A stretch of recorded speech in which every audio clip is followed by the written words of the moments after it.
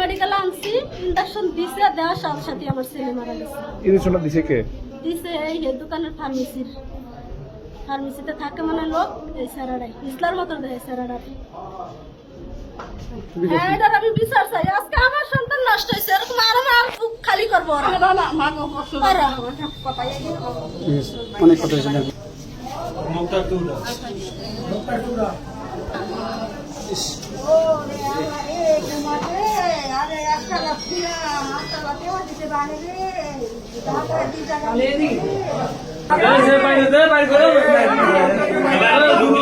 বাবা তুমি মাল লাগে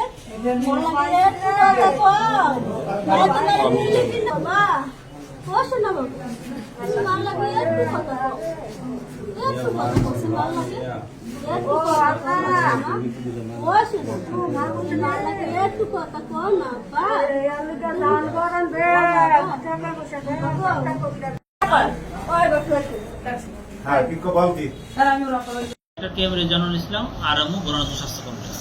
আচ্ছা, আজকে যে ঘটনাটার বিষয়ে আপনারা জানতে চাচ্ছিলেন বা সবাই জানতে চাচ্ছেন, সেটা হলো যে আজকে আনুমানিক দুপুর 2:45টার দিকে একটা শিশু বাচ্চাকে আমাদের হাসপাতালে আনা হয়, মৃত অবস্থায় আনা হয়। বাচ্চাটার মার সাথে ছিলেন। মায়ের বক্তব্য অনুযায়ী সে হাসপাতালের বাইরে একটা ফার্মেসিতে, দেউলা ফার্মেসি, ওখানে বাচ্চাটাকে ইঞ্জেকশন দেওয়া হয়েছিল। দেওয়ার পরে বাচ্চাটা দ্রুত অবনতি হওয়ার পরে আমাদের হাসপাতালে নিয়ে আসা হয়। হাসপাতালে আসার পর আমি বাচ্চাটাকে পরীক্ষা করে দেখি যে বাচ্চাটা অলরেডি মারা গেছে। এর পিছনে বাচ্চাটার যে চিকিৎসাপত্র আমরা দেখলাম, সেটা দেখা গেল যে বাচ্চাটা 4 তারিখে আমাদের হাসপাতালে আউটডোরে দেখাইছিলেন। ওই সময় বাচ্চাটা প্রায় 2 সপ্তাহ জ্বর এবং কাশি নিয়ে হাসপাতালে দেখা। ওই সময় ওই রুমে, আউটডোরে যে ওই রুমে ডাক্তার প্রসেনজিৎ ছিলেন, উনি বাচ্চাটাকে পরীক্ষা করেন এবং রক্ত পরীক্ষা করেন। রক্ত পরীক্ষাতে দেখা যায় যে বাচ্চাটাতে ইনফেকশনের লক্ষণ আছে। তো সেই অনুযায়ী বাচ্চাটাকে ইঞ্জেকশন, সেফটিয়াজন অ্যান্টিবায়োটিক লিখে দেওয়া হয়। এবং বাচ্চাটা আজকে 6ষ্ঠ ডোজ ছিল, 5 দিন ধরে ইঞ্জেকশন দিচ্ছিল। বাচ্চাটার অবস্থার উন্নতির দিকে ছিল বলে আমরা শুনতে পাই। গতদিন সম্ভবত বাচ্চাটাকে নিয়ে বাচ্চাটার মা আবার আসছিল, ডাক্তারকে দেখিয়ে যান, অবস্থা বেশ উন্নতি হচ্ছিল। ফলে বাচ্চাটাকে অ্যান্টিবায়োটিক ডোজ কমপ্লিট করার পরামর্শ দেন ডাক্তার।